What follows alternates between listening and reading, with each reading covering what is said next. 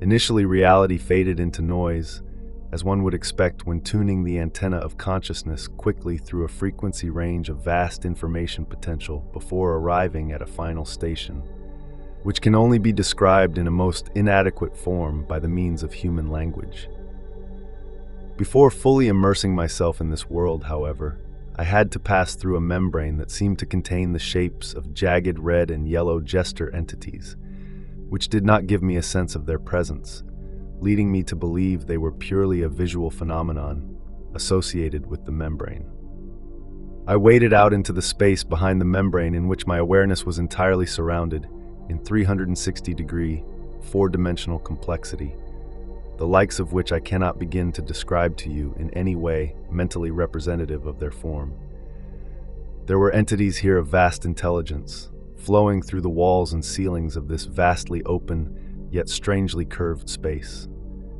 Everything makes sense when you are there, and it is a self-verifying experience. The entities began to swirl in towards me, and they began singing a sort of bell language that seemed to flow temporally in multiple directions simultaneously. Once again, it must be experienced to be believed. I felt immense love from them, as if they were motherly, or even like extremely close friends in some ways. The familiarity of these entities is what threw me off the most. My resounding thought was, how did you manage to trick yourself into forgetting these guys yet again? They began to show me things of vast complexity and order. There were several objects that I recall, and all had sevenfold rotational symmetry like a heptagram. One was a sort of self-folding array of membranes in a saddle shape that was sparkling blue and purple and several now unidentifiable colors. Another was like a strange, fat, solid torus with 7 nodes coming off of it and several planes sticking out from between the nodes. Each plane or membrane in these objects was perceived as a grid of infinite complexity. It was almost seen as a solid surface, and yet somehow I could perceive the grid nature of each shape, and it felt like a reality unto itself.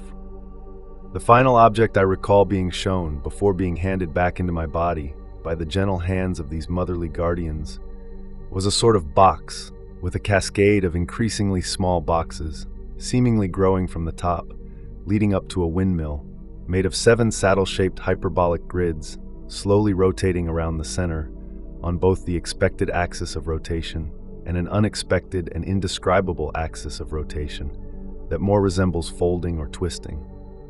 After witnessing this shape, the beings seemed to pull a negative concept out of me and dissolve it. They then gave me the impression that they knew I had to go, and they gently dropped me down into my body and allowed me to rebuild my reality.